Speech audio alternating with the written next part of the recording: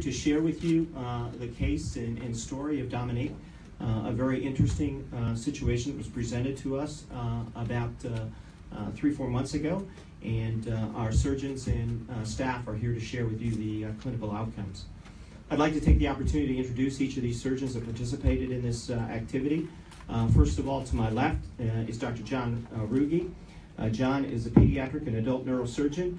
He's also the chief of pediatric neurosurgery for the Children's Hospital. To my right is Dr. Frank Vicari, plastic surgeon, reconstructive surgeon, also the chief of plastic and reconstructive surgery for the Africa Children's Hospital. To his right is Dr. Aaron Bellin, pediatric and adult orthopedic spine surgeon, also a member of the Illinois Bone and Joint Organization. To my left is Dr. Robert Keller, pediatric neurosurgeon with the Africa Children's Hospital. And then to my far right is Dr. Jordan Steinberg, pediatric plastic surgeon and reconstructive surgeon. I'm going to turn it over to Dr. John Ruge to walk you through the case and to give you the background. Thank you. So thank you. It's a privilege to tell the story of this very special child, Dominique. Dominique was born full term, her normal vaginal delivery in the Ivory Coast of Africa. And what was found was that she had a conjoined twin. This is a situation where identical twins failed to separate.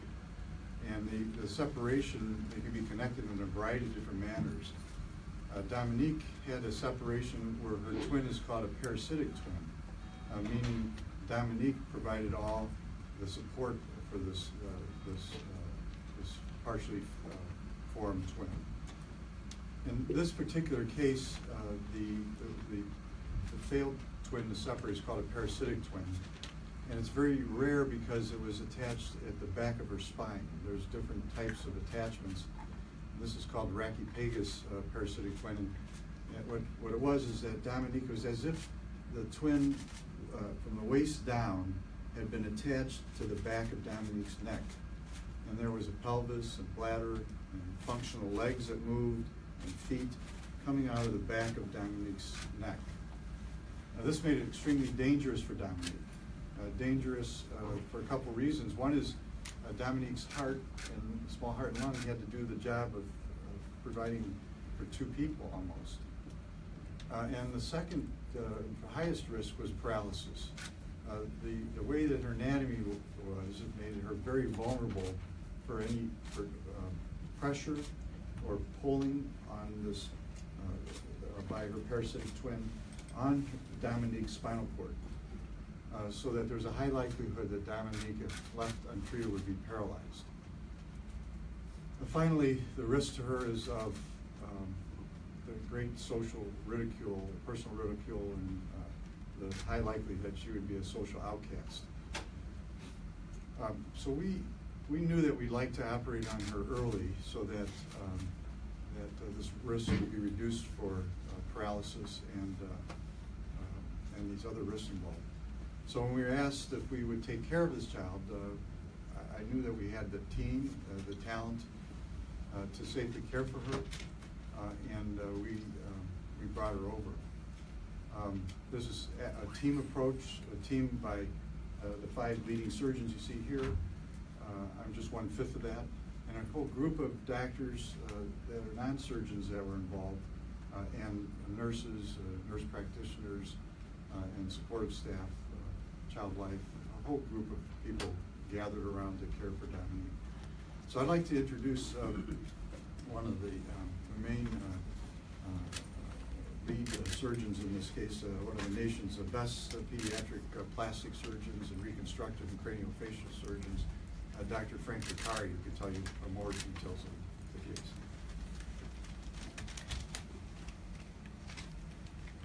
Hi, I'm Frank Vicari.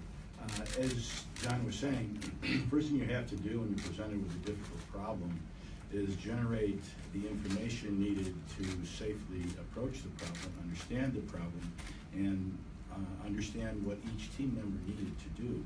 So in that workup, we had numerous imaging studies, and from them, we made a 3-dimensional model, which hopefully will help you all understand what we tried to do.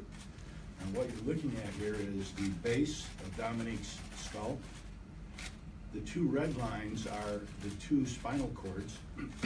Attached to them, where I've outlined in black, is the abnormal bony attachment from the parasitic twin's pelvis down to the area between her two spinal cords.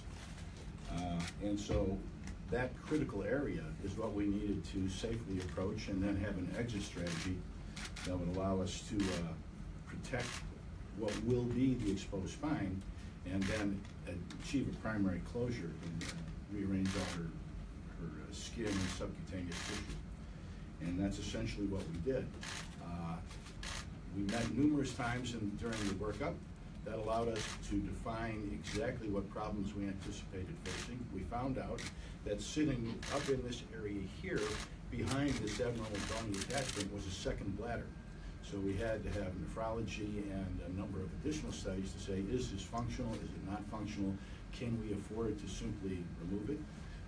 And once all those questions were answered, we devised a strategy to approach it. What you can't see behind you is a whole raft of people sitting in those chairs who were the operating room staff, including Dr. Siddiqui, who's our anesthesiologist. We have all those people, as John said, plus a whole another round of various medical subspecialists who provided incredible support. And that's what it took. So we took it to the operating room. We approached the problem, the critical part being at the base of the junction of the two spines and the abdominal pelvis. And once we had control of that, I think it was pretty clear to most people in the operating room that we were going to actually successfully be able to accomplish the surgery. Then 4 or 5 hours later, we were out of the OR. She went home at post-op day 5 and is doing rather well, thanks to an incredible host family, which I hope you have an opportunity to meet. With that, are there any questions? Can you talk more about the surgery itself? How long did it take? How many surgeons were working during this procedure? Everybody was working at the appropriate time, but I think I'm going to let Dr. Kellogg address some of those questions, if you would.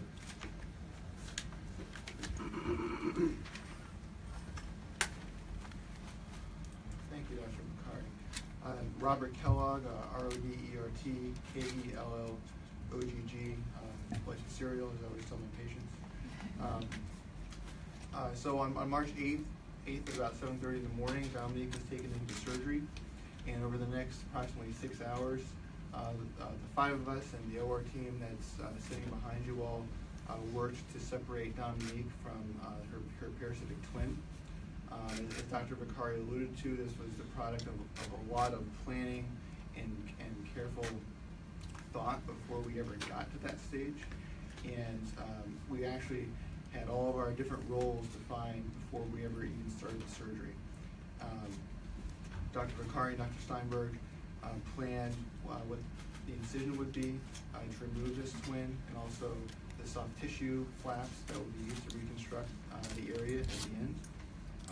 They helped us with that. Dr. Berlin helped us to achieve the bony disconnection of the parasitic twin's pelvis where it was attached to Dominique's spine.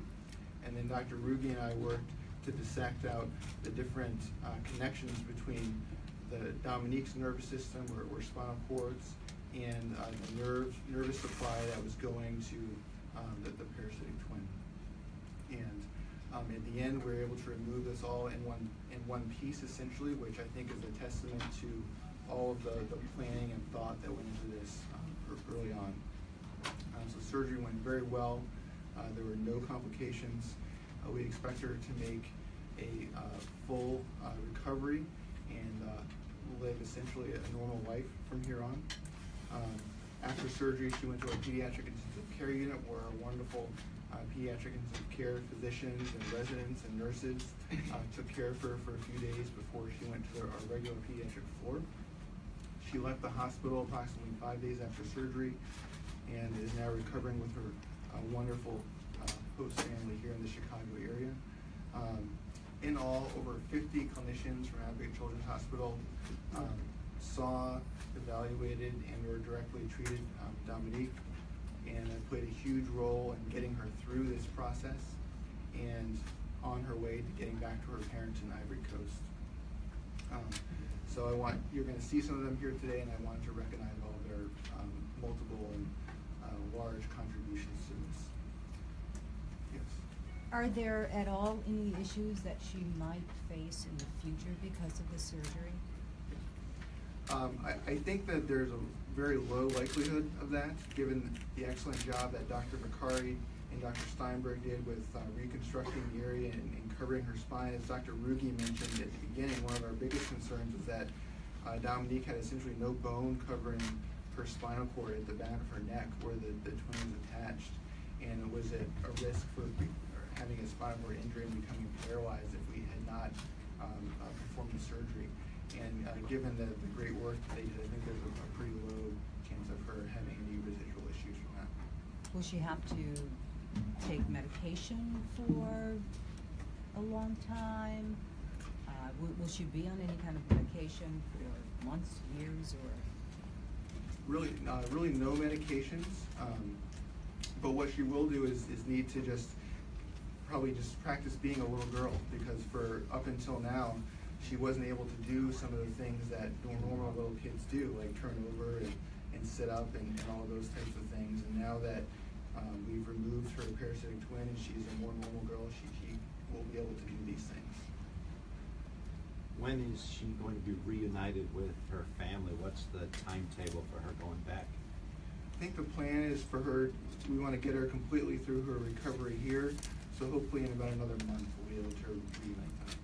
So how would you describe the way she acts now, if you compare it to a normal 10-month-old? Because you said she's going to have to learn how to be a child, or how to act like 10-month-olds. Does she roll over? Does she crawl? Yeah. What does she do compared to what a 10-month-old does? So I think the best people to answer that are going to be her host family, the Schwabs, because they spend the most time with her. But from talking to them, she already is rolling over and sitting up much more than she was before surgery, which is great. And obviously, before the surgery, she was limited. Why? And She was explain. very limited because of having a large mass on the back of her neck, added a lot of weight to her, and kind of threw her balance off, and didn't allow her to do some of the more normal baby things. So now she's essentially a normal baby, and she should be able to start to do all those things. How unusual was this case? I mean, you guys do this kind of thing all the time. This is really amazing. I mean, how unique was this to have 5 surgeons, 50 clinicians, and doing what you guys did? I think it is very unique, but it was a unique child that brought us together. Dr. Ruby's had a relationship with the mission that identified this child and brought him to our attention, and he's the one who recognized that we had the personnel, the capabilities in the operating room, the nursing staff, the pediatricians, and the surgeons that could care for Dominique. But as far as her actual condition, it's extremely rare. As far as conjoined twins go, it's something like 1 in a million. And then for the specific type that Dominique was, where she was joined at the spine, it's even less than that. And there's actually just a handful of case reports in our medical literature about this, such that it's really hard to even put a number on how rare it is. Could I add something for just a minute? I think it's can you take the mic, please? We can't. Sorry. Pick you up. Sometimes it's important to point out what isn't unique and what is common and what's important, and that is you have a dedicated children's hospital which has all these people all the time working together. So this particular case is incredibly rare, incredibly unique. But we do complicated cases all the time, which requires team approaches, team surgery. Dr. Rudy and I have been working together for a few decades now. We have an extensive cleft craniofacial team, which again, when a child comes here, they meet 6, 8, 10 different subspecialists at a single time in a single place. So yes, it's unique to have this many people working on a case like this, but because Mike and his staff have created a dedicated children's hospital, we're here all the time and working together all the time to do complicated cases that are common. But this one was different, clearly. So what was your reaction when you saw this little girl and what she needed? Well, I think anybody's reaction when they see that first picture that John showed me is, oh my God, can you do this? And it is complicated, and it is especially complicated because of the location of the additional part. But you know, this is what we do, and it's very exciting to us. So you're in somewhat awe by it, but it's pretty exciting. It's a challenge. And what was the biggest concern, that if you didn't do this right, something might happen? I mean, you guys are sitting there, you're talking, and what's your biggest concern? When we initially started, the biggest concern is not adequately knowing what we were facing. That's why it took a few weeks to just get the information necessary. After that, I think everybody's alluded to it, that the biggest concern was the fact that how do these multiple spines attach to this parasitic part? Yeah, there you go. Eric Boleyn, ERIC, last name Boleyn, B as in boy, E-L-I-N. Each specialty here, as we kind of spoke about being a group and a team, as an orthopedic spine surgeon, in particular, one of the worries for me for this case was, so Miss Young Dominique had 2 spinal columns. She had 2 spinal cords. Unique for Dominique is the fact that a spinal column, when you think about it, is by definition a column of bone. Though she had 2 columns, there were no posterior elements to her spinal columns. That means there was basically no bone around the spinal cords. Her pelvis, or her parasitic twin pelvis, was connecting both columns, hence imparting stability to the spine. From my standpoint, to resect the pelvis from the spine, one of my particular worries, to answer your question, was leaving Dominique with an unstable spine. And that, for a young baby, could be devastating. So part of the planning with myself and Dr. Raven, one of the radiologists here, and the rest of the team, was to basically look at our model and try to figure out how much bone needed to be left after resecting the pelvis in order to maintain stability of her spine. Now, we all had different worries and different concerns with the case, but the orthopedic aspect, that was one of the main worries. Another worry that I think Dr. Steinberg could address, if you wouldn't mind, is there's a big mass coming out of this child, and to take that mass out, there's a big hole. And the big question then is, how do you cover that hole? Jordan, I don't know if you can talk about it. And if you, when we see her, you'll see that there's still like a little bit of a lump there, and maybe you can talk about why that's the case. Thanks very much, Jordan Steinberg. One of the challenges, I think, as we were just talking about, is preparing for essentially the deficit of tissue there once the extra part has been removed. And so part of our job in plastic surgery is always the problem-solving aspects of how we're going to do the reconstructive portion afterwards. In this case, we employed a very old principle, which is to make use of essentially a spare parts approach, and to salvage what muscle and soft tissue remained from around this area that we could then utilize to provide Dominique some padding and coverage over this area of the spine once the mass had been separated off.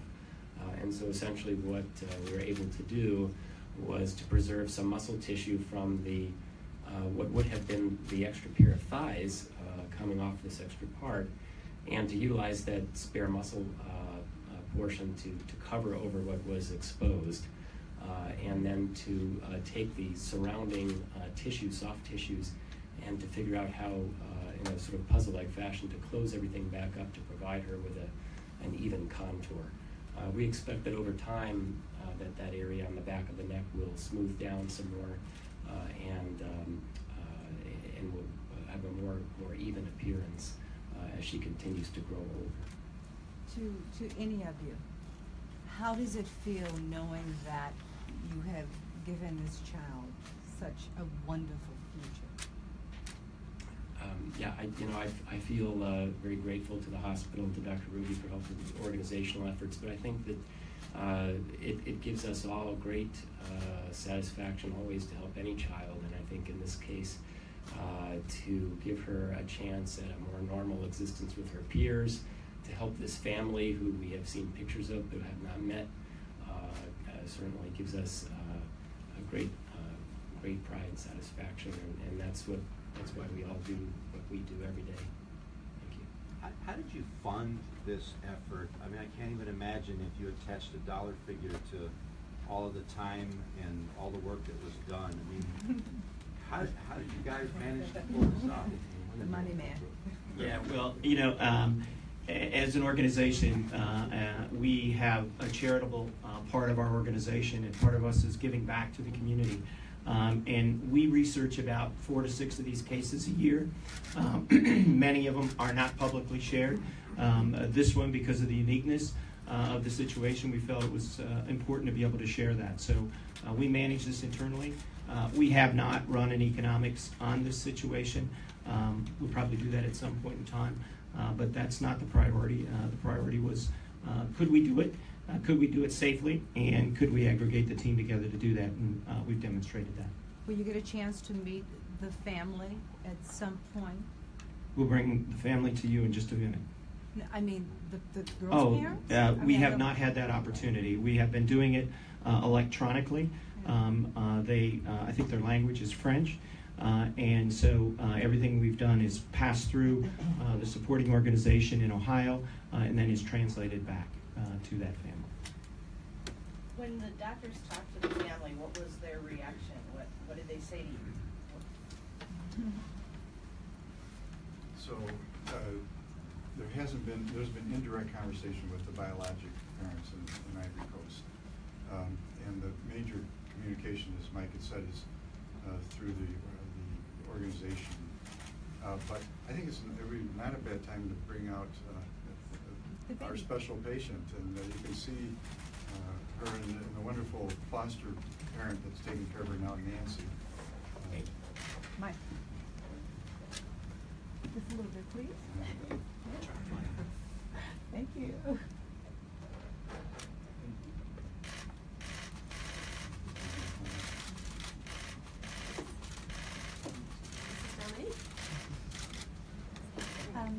Please.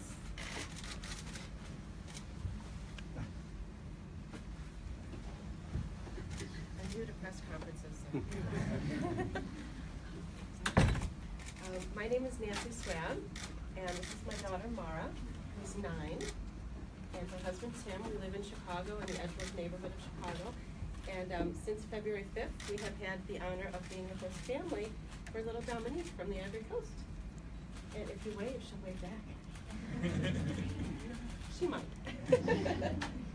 So we found out about Dominique and Children's Medical Missions West in late January. So this was not a long time in planning. But we saw a picture of Dominique sitting on her beautiful mama's lap, and there was a social media post saying a host family was needed for 2 months while baby Dominique received medical care in Park Ridge, Illinois. And so we said to ourselves, that must be Advocate Children's Hospital. What do you think? And Tim was on board, and the kids were on board, and so we met her at O'Hare International Airport on February 5th. And that picture is the next morning. She was a little stunned the first evening after 3 long flights, international flights, and then the next morning her bubbly personality came to life. So she's new to press conferences too, so she's not smiling as much as usual, that might be why. But it's really been an honor to be her host family. Can you give us an idea of just what her physical being was prior to the surgery and the huge change that you see now? Sure. You know, I saw a picture of Dominique with her extra limbs, and one concern that we had before we met her is what can she wear? And so we didn't collect a lot of clothes beforehand. She had a bump on the back on her left side. but she could wear clothes, and she was cognitively and emotionally right on target, really happy baby.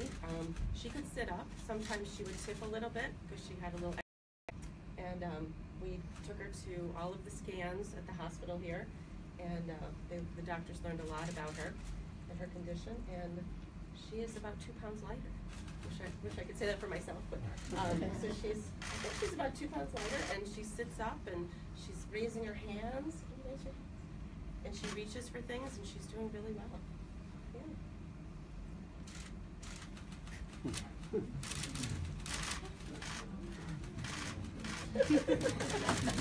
And she has 2 new teeth since she came to Chicago. I don't know if she showed them to you or not. In all of those different movements are a little bit more than what she was doing before, or do you see any real significance? You know, she raises her hands a little bit more, and it seems like she's steadier when she sits up. She's bearing some weight when we try to hold her to stand, and yeah, she's sleeping through the night too. I don't know if that has anything to do with it, but you know, the big surgery's over and she's happy now. Yeah. Hey Nancy, talk about the emotional connection. You just met this little girl, going through everything she went through. It had to be very emotional for you as a host family to know this type of surgery she was going through, not knowing yet what it was going to be, and now seeing her. What's that been like for you guys? Right. That's a great question. Well, if you can say love at first sight, I think that's true for us. I'll try not to cry. When we met Sweet Dominique, you know, she came on 3 flights to get here. She came with an escort from American Airlines, and you know, we thought about her family, you know, far, far away. You know, trusting us, trusting the doctor she had never met, trusting the host family, trusting the escort that flew her halfway across the world. And it was a bond right away, I have to say. She was so sweet and so ready to accept love and be affectionate and show affection, and we knew that she was loved. And so I think we thought every day, every moment about her family waiting for her return, and just feel really honored to be able to be her family for a little while. My kids have loved her, and the whole community really. You know, I put on social media that we were going to have a baby in our house in 5 days, and I had a little teeny wish list. I thought, well, maybe someone could phone us something, and 45 minutes later, knock on the door. A neighbor came with a huge box of diapers. 10 minutes later, another knock on the door. People brought formula and wipes and little toys, and we got a pack and play and a stroller and another stroller, and you know, because our kids are 9 and 15, and so our days of baby stuff is long over. So, you know, we live in Edgebrook in Chicago, and I know there's a lot of negative news sometimes you hear about Chicago, but our neighbors were just so incredible and so generous. And so she's become a community baby. So it's been really nice. We hope to go and visit her and her family and have a connection with photos at least. Yeah. Yeah. I gotta get her to crack a smile. You're so serious. So hi. And the doctors here at Advocate Children's Hospital have been so wonderful and gracious to us, very welcoming, explaining every step of the way. So it's been a great experience for us. Right, Mark? Give it a kiss. So yeah. Anything else? I can mention Children's Medical Missions West. It's a little teeny organization run by a woman, probably at her kitchen table in Ohio. She volunteers, and that's how we found out about Dominique. It's about 15-year-old organization, and they bring children from all over the world for medical care. So that's how we found out. 2 days, we were approved, and literally, I think we were approved on a Tuesday or Wednesday, and Sunday she came to O'Hare, so it was really quick. Have you ever been a host family before, Nancy? We have not been a host family What before. made you want to do it this time around? Well, I volunteered a lot with kids in general, in different avenues, and our children joined us through adoption, and you know, we have an open adoption, and it's kind of incredible to just, you know, have that love of a child and be able to do what we can. I mean, I think there's so much strife in the world. It's like, how can you help a neighbor? I mean, the neighbor happens to live in another country and on another continent, but you know, you feel like whatever you can do, we just wanted to open our house and our hearts, and we got the jackpot. She is such a good baby. I think people watching will definitely feel very emotional when they hear your story along with hers. And what would you say to those people who are maybe contemplating being a host family or reaching out to another organization that they may never reach out for before? What would you say to encourage them to do so? Because it is a tough decision. Right, right. Well, I think in our case, you know, it was a quickly made decision, but one that really felt right in our gut.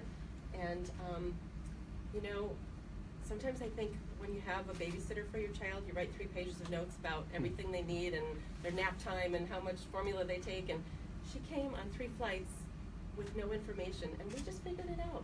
You know, I think you just have to have a love in your heart for kids, and you know, be willing to listen to them because they tell you what they need. So, you know, just do it. You know, don't hesitate. Have you had an opportunity to speak with her biological mom, and when you have to give her back, what will you share with her? What do you want her to know about her baby? Yeah. We have not had direct contact.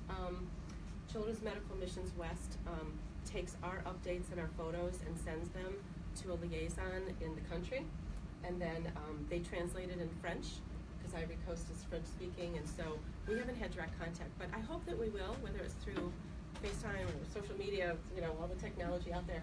I think we've always wanted Dominique's mom to know that she's been safe and well loved, and that we have loved her every second, and that the doctors here have done an amazing job and been able to give her baby girl a brand new life and a chance for a long, healthy life. So I think that's what we say. And thank you for the opportunity. I think we tell her that.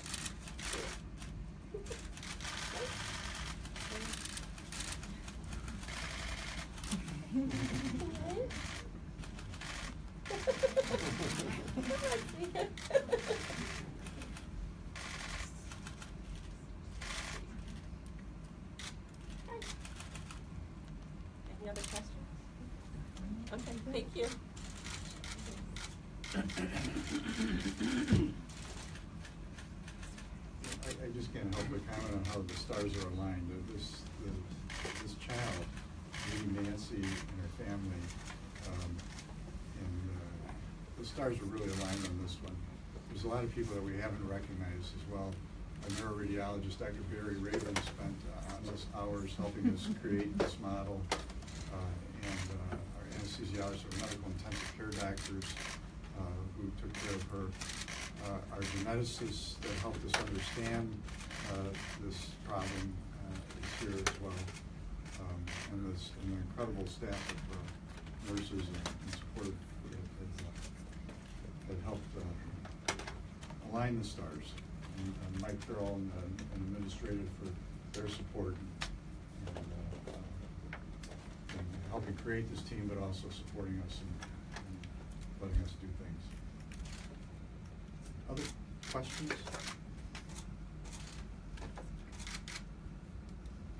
Thank you very much. Thank you. Yeah, do you guys want to go up there and take a picture with Dominique for all the operations?